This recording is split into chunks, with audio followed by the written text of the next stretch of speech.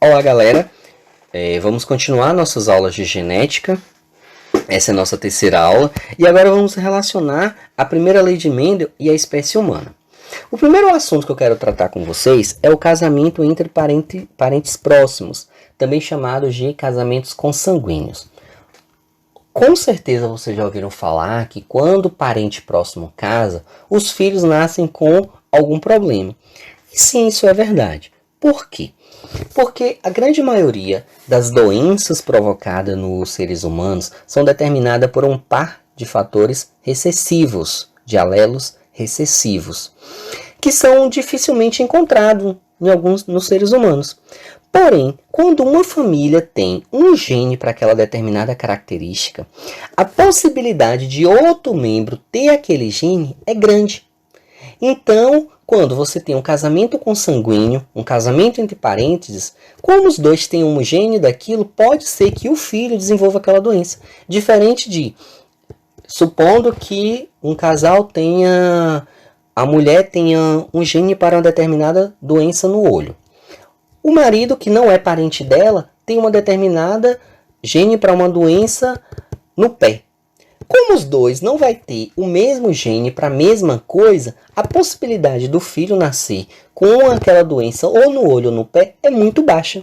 Diferente de, se eu tenho um gene que vai dar uma doença lá no meu olho, caso com uma prima minha, que tem também o mesmo gene, a possibilidade que o meu descendente, que o meu filho tenha aquela doença é muito grande. É o que está representado nesse esquema aqui, ó. Aqui você tem, bora botar aqui o pai e aqui a mãe. Perceba que o pai, ele tem aqui pela representação das cores, ó. O azul são alelos dominantes, causadores da normalidade, e o vermelho, alelos recessivos, causadores da anomalia. Então, para que tenha anomalia, eu vou ter que ter os dois iguais, ou seja, os dois quadrados vermelho, ou os dois círculos vermelho. Perceba que aqui nesse primeiro caso, eu tenho o pai tendo um alelo aqui para uma determinada característica, alguma doença, no triângulo e outro na estrela. A mãe, por ser uma parente próxima, vai ter os dois também, tanto no triângulo quanto na estrela. A possibilidade do filho que nascer terem o gene igual para aquela doença é muito grande. E como o gene vai estar em recessividade, em homozigose, vai acabar dando aquela doença. Sempre que vai acontecer isso? Não. Mas há uma possibilidade de se acontecer.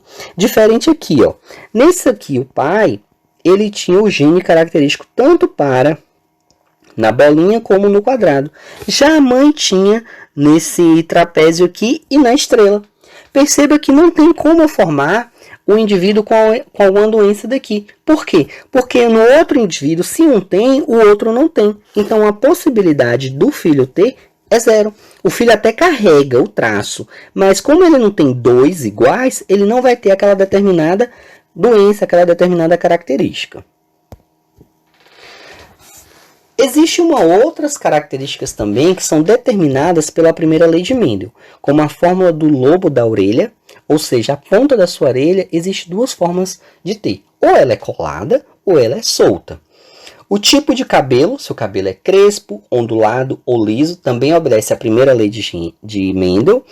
Grupo sanguíneo, se o seu sangue é A, B, AB ou O, ou se ele é positivo, se ele é negativo, também é determinado pela primeira lei de Mendel. E algumas anomalias, como a polidactilia, que é a quantidade superior de dedos, é uma pessoa que tem, por exemplo, 6 dedos, a bractidactilia e o albinismo. O albinismo é a ausência completa de pigmentos na pele, tanto na pele quanto nos pelos, nos cabelos do corpo. Aí você tem um casal de albinos.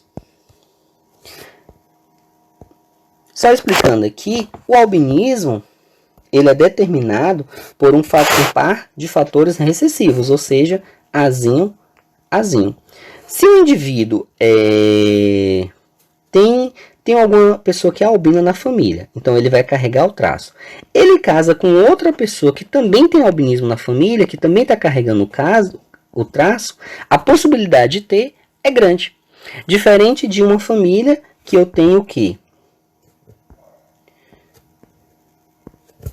Uma família que não tem, um indivíduo que não tem aqui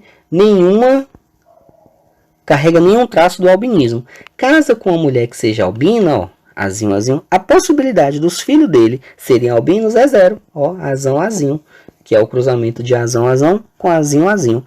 Como para dar albinismo, isso daqui tem que estar em 2 igual, então a característica aqui é de dar um filho normal, de pigmentação normal. Bem, uma forma de se representar quando se trabalha com genética é utilizar os heredogramas. Os heredogramas representam a família, como é que foi a genética da família, tanto na primeira, na segunda, na terceira, em diversas gerações. Se atentem a esses simbolozinhos aqui, ó. A mulher sempre vai ser representada pelo círculo e o homem pelo quadrado. Quando eu estiver falando de alguma doença que atacou aquela família, a mulher afetada e o homem afetado vai ser determinado pelo seu símbolo pintado de preto. Por exemplo, se eu falasse aqui do albinismo, que é uma família de pessoas albinas. Esse indivíduo aqui, ó, ele era albino. Por quê? Porque ele está pintado de preto. Os outros aqui são pessoas com pigmentação da pele normal. Tem também, quando está pintado pela metade, significa que ele é heterozigótico para um caráter autossômico. Seria aquele indivíduo azão, azinho. Ele não é albino, porém ele carrega o gene azinho, que pode ser que o filho seja albino. Quando for morto, vai ser riscado ao meio. Um casamento é representado por uma ligação do círculo com o quadrado. Um casamento consanguíneo, casamento entre parentes, é representado por 2 linhas. Quando eu tenho os gêmeos dizigóticos, eu tenho saindo do mesmo ponto, indo para os 2 aqui. Quando eu tenho gêmeos monozigotos, eu tenho um fechamento do triângulo. E aqui eu tenho a indicação dos indivíduos, ó. Primeira família, primeira geração, segunda geração. O pai casou com a mãe, no caso, casou com o pai e teve 3 filhos. 2 mulheres e 1 homem.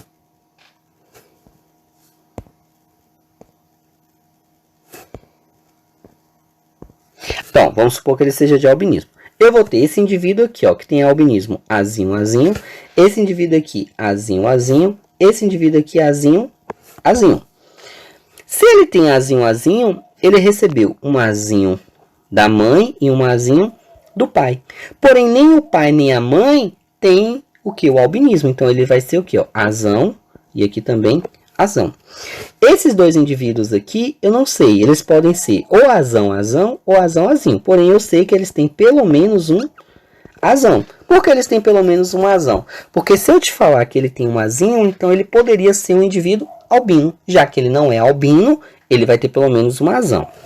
A mesma coisa desse cara aqui, ó, dessa mulher aqui. Ela tem albinismo e a mãe dela também tem albinismo. Logo, o pai vai ter que ser quem? Azão, azinho. Então, por que o pai não pode ser azão, azão? Porque se o pai fosse azão, azão, não teria essa filha aqui albina.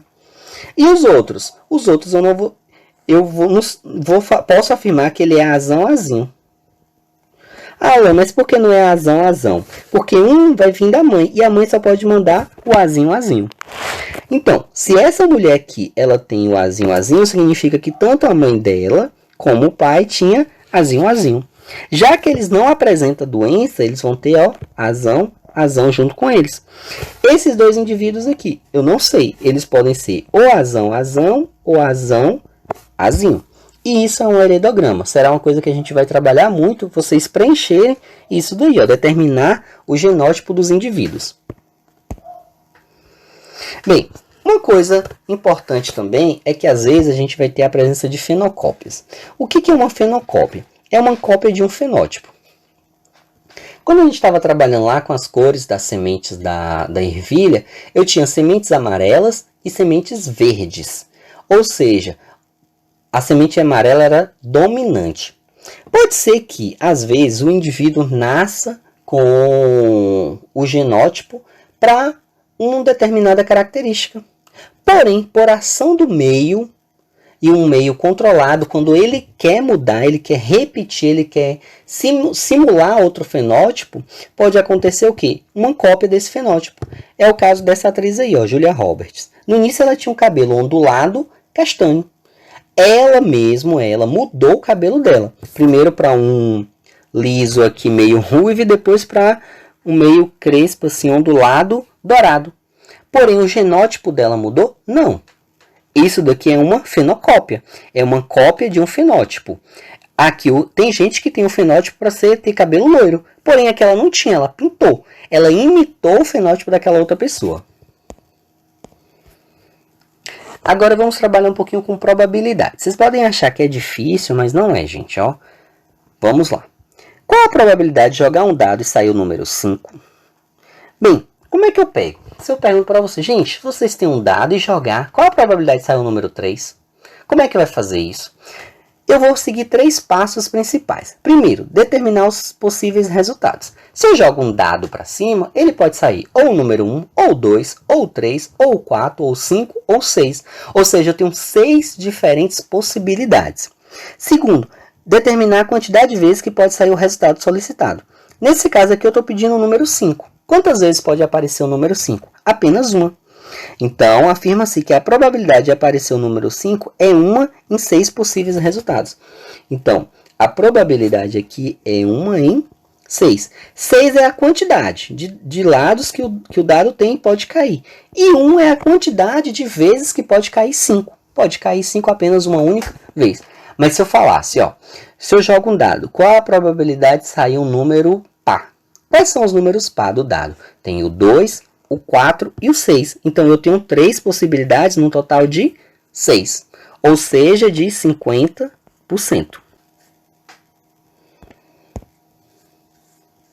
Só colocando aqui na fórmula, aquilo lá, o cálculo que eu fiz. A fórmula de probabilidade é dado pelo número de eventos favoráveis, ou seja, de eventos que eu quero, sobre todos os possíveis eventos, sobre tudo que pode acontecer. É o caso, por exemplo, se eu jogar uma moeda. Qual a probabilidade de eu jogar uma moeda e sair cara? Eu tenho ou vai sair cara ou vai sair coroa. Eu tenho um total, então, de 2 possibilidades possíveis. Quantas eu quero? Eu quero só que saia cara. Então, a possibilidade de sair cara é 1 em 2, ou seja, também de 50%. Agora, uma coisa que vocês vão ver muito é eu falar sobre o ou e o i. Toda vez que eu falar de ou, por exemplo, qual a possibilidade de nascer um filho, homem ou mulher? O ou é usado quando vai ocorrer um evento que vai mutuamente excluir o outro, e é dado pela soma das probabilidades isoladas. Vamos perceber o quê? Se eu jogo uma moeda para cima, ou vai cair cara, ou vai cair coroa. Não tem como cair os dois ao mesmo tempo. E é o caso aqui, ó. Qual a probabilidade de jogar uma moeda e cair cara ou cair coroa? Aí a gente vai analisar. Qual a possibilidade de cair cara? Cara. Eu só tenho 1 em 2 possibilidades. Qual a possibilidade de cair coroa? Eu também tenho 1 em 2 possibilidades. Quando eu estou perguntando qual a possibilidade de cair uma ou a outra, eu somo os dois. Somando aqui vai ter 2 por 2, que vai dar 1, ou seja, 100%. É óbvio, gente. Se eu estou perguntando qual a possibilidade de eu jogar uma moeda, a probabilidade de sair cara ou sair coroa é de 100%. Ou vai sair um ou vai sair o outro. Não tem um terceiro resultado. Já na regra do i, a probabilidade da ocorrência de 2 eventos independentes ocorrem simultaneamente e é dado pelo produto das propriedades isoladas. É quando eu vou analisar 2 coisas que estão acontecendo. E aí é dado pela multiplicação, pelo produto. Por exemplo, se lançarmos simultaneamente um dado e uma moeda, qual a probabilidade de obtermos coroa e o número 3? Aí eu vou analisar. Para a moeda. Para a moeda.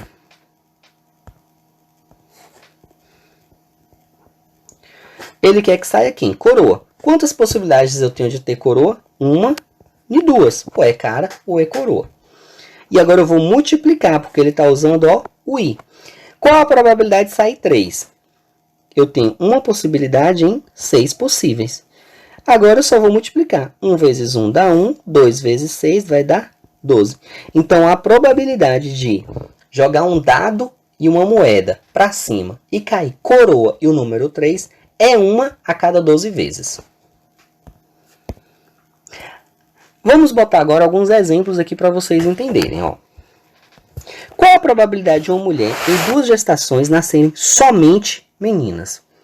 Perceba que são gestações diferentes. Ele está querendo que nasça uma e depois nasça outra. Se eu estou usando a palavra e, então eu tenho que multiplicar. Para a primeira gestação, e aqui é a segunda gestação. Na primeira, ele quer que nasça menina. Então, você tem uma em 2 possibilidades. Ou vai nascer menino, ou vai nascer menina. Vezes. E na segunda possibilidade, a mesma coisa. Eu tenho uma em 2. Ou nasce menino, ou nasce menina. E agora eu multiplico. Ó. 1 vezes 1 dá 1. 2 vezes 2 vai dar 4. Então, a possibilidade de que em 2 gestações a mulher tenha 2 filhas é 1 em 4 ou de 25%. Agora, sabendo que o albinismo em seres humanos é determinado por um par de alelos recessivos, qual a probabilidade de uma mulher albina casar com um homem de pigmentação normal heterozigota e ter um descendente que seja menino e seja albino, ou que tenha a pigmentação da pele normal homozigoto dominante? Então, vamos lá. Aqui está falando que vai ter um cruzamento de um homem com uma mulher. Essa mulher ela é albina, então ela vai ser azinho, a mulher, vezes o homem. O homem, ele tem pigmentação normal e é heterozigoto. Então, ó, azinho. Do cruzamento disso daqui eu tenho, ó, azinho. Aqui dá azinho. Ela tá falando que tem que ser um descendente albino. Descendente albino aqui eu tenho quanto? Eu só tenho esse daqui e esse daqui. Então, eu tenho 2 em 4. E fala também que vai ter o descendente, tem a pigmentação normal homozigoto dominante.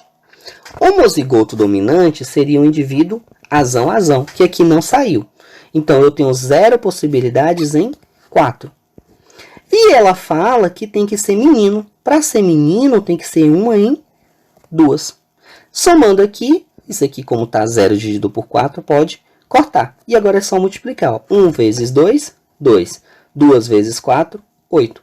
Simplificando aqui, eu tenho 1 em 4 ou 25%. Então, a possibilidade que ela tem, que esse casal tenha um menino e que esse menino seja albino ou homozigoto dominante, azão, é de 25%. Bem, gente, muitas dúvidas, eu imagino que sim, mas assistam ao vídeo, se precisar, veja novamente, veja o material em PDF e qualquer dúvida podem me chamar. Eu vou passar também a atividade para vocês, respondam a atividade, tentem responder com o que vocês sabem e tendo dúvida, gente, não hesite em me chamar, não fique com dúvidas, porque depois é pior para vocês. Então é isso, valeu, até a nossa próxima aula.